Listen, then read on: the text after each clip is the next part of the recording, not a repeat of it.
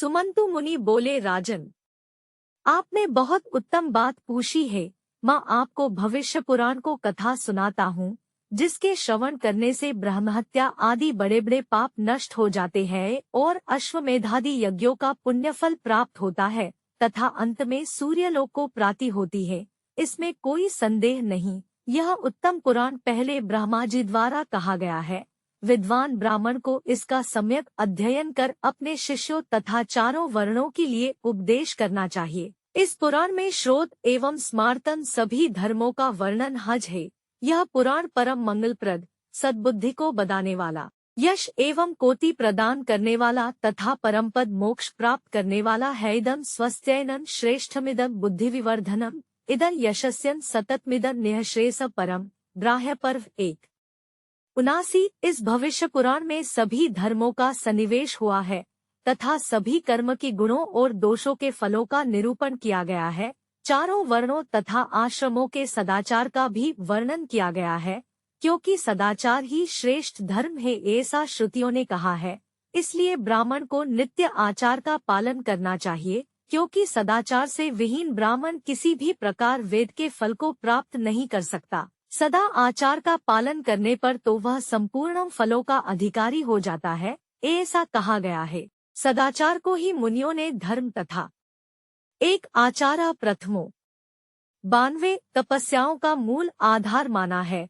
मनुष्य भी इसी का आश्रय लेकर धर्माचरण करते हैं। इस प्रकार इस भविष्य महापुराण में आचार का वर्णन किया गया है। 9 तीनों लोकों की उत्पत्ति, विवाहादि संस्कार विधि, स्त्री पुरुषों के लक्षण, देव पूजा का विधान, राजाओं के धर्म एवं कर्तव्य का निर्णय, सूर्य नारायण, विष्णु, रुद्र, दुर्गा तथा सत्यनारायण का महात्म्य एवं पूजा विधान, विविध तीर्थों का वर्णन, आपद धर्म तथा प्रायश्चित्त विधि, संध्या विधि, स्नान, तर्पण, वैश्वदेव, भोजन विधि, जाति धर्म, कुल धर्म, वेद धर्म तथा यज्ञ मंडल में अनुष्ठित होने वाले विविध यज्ञों का वर्णन हुआ है।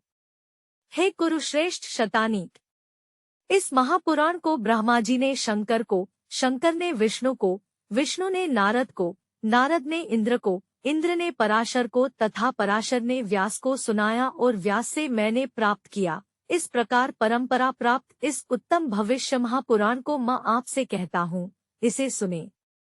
इस भविष्य महापुराण को श्लोक संख्या 50,000 है। 9 इसे भक्तिपूर्वक सुनने वाला रिद्धि, वृद्धि तथा संपूर्ण संपत्तियों को प्राप्त करता है। ब्रह्मा जी द्वारा प्रोक्त इस महापुराण में पोच पर्वम कहे गए हैं। 1 ब्राह्म, 2 वैष्णव, 3 शैव, 4 त्वा तथा 5 प्रतिसर्ग पर्व। पुराण के सर्ग, प्रतिसर्ग, वंश, मनवंतर तथा वंशानुचृत्य 5 लक्षण बताए गए हैं तथा इसमें 14 विद्याओं का भी वर्णन है। 14 विद्या इस प्रकार है। 4 धर्मा श्रुत्युक्तश्च नरोत्तम तस्मादस्मिन् समायुक्तो नित्यं स्यादात्मवान् द्विज।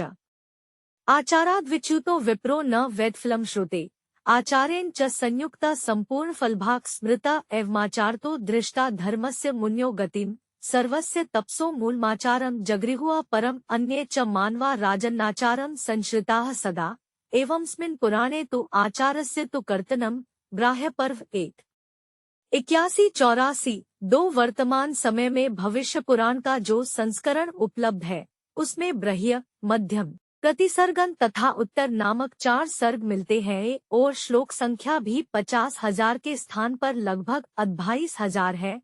इसमें भी कुछ अंश प्रक्षिप्त माने जाते हैं। 2 सर्गश्च प्रतिसर्गश्च वंशो मन्वन्तराणि च वंशानुचृतं चैव पुराणं पंचलक्षणं चतुर्दशभिर्विद्याभिर्भूषितं। कुरुनंदन। ब्राह्य पर्व 2:4 से 5 4106 011181 014112600058 52085118110586611। संक्षिप्त भविष्य पुराण।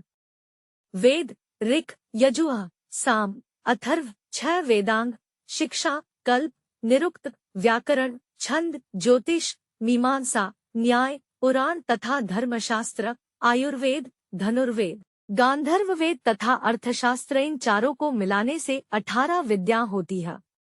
सुमंतु मुनि पुनः बोले, हे राजन, अब मैं भूतसर्ग अर्थात समस्त प्राणियों को उत्पत्ति का वर्णन करता हूँ, जिसके सुनने से सभी पापों को निवृत्ति हो जाती है और मनुष्य परम शांति को प्राप्त करता है। हे तात, पूर्व काल में यह सारा संसार अंधकार से व्याप्त था, कोई पदार्थन दृष्टिगत नहीं होता था, अविज्ञेय था, अतर्क्य था और प्रसुप्सा था। उस समय सक्षम, अतीन्द्रिय और सर्वभूतमय उन परब्रह्म परमात्मा भगवान भास्कर ने अपने शरीर से नानाविध सृष्टि करने को इच्छा को और सर्वप्रथम परमात्मा ने जल को उत्पन्न किया तथा उसमें अपने वीर्यरूप शक्ति का आधान किया। इससे देवता, असुर, मनुष्य आदि संपूर्ण जगत उत्पन्न हुआ। वह वीर्य जल में गिरने से अत्यंत प्रकाशमान सुवर्ण का अंड हो गया।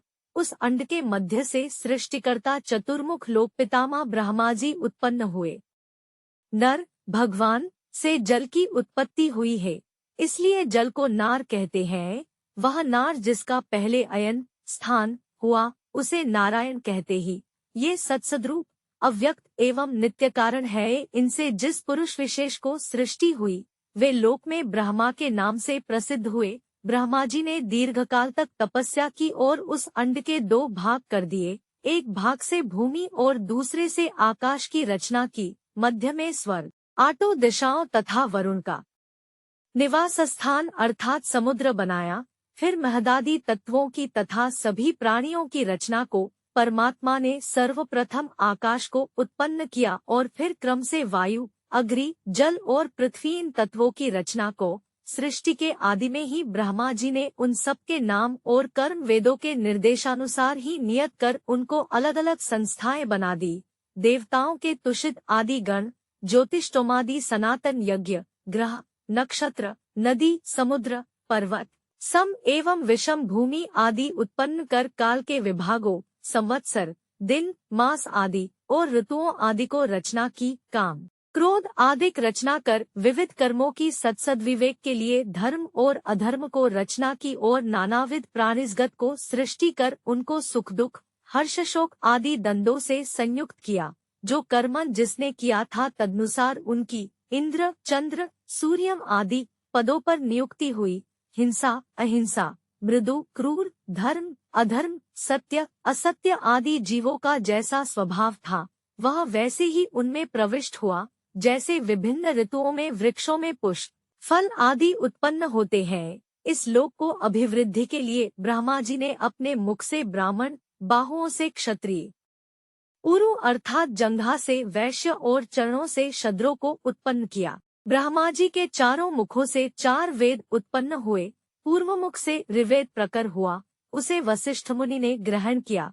दक्षिण मुख से यजुर्वेद उत्पन्न हुआ, उसे महेश याज्ञवल्क्य ने ग्रहण किया। पश्चिम मुख से सामवेद निःसृत हुआ, उसे गौतम ऋषि ने धारण किया और उत्तर मुख से अथर्ववेद प्रादुर्भूत हुआ, जिसे लोक पूजित महर्षि शौनक ने ग्रहण किया। ब्रह्मा जी के लोक प्रसिद्ध पंचम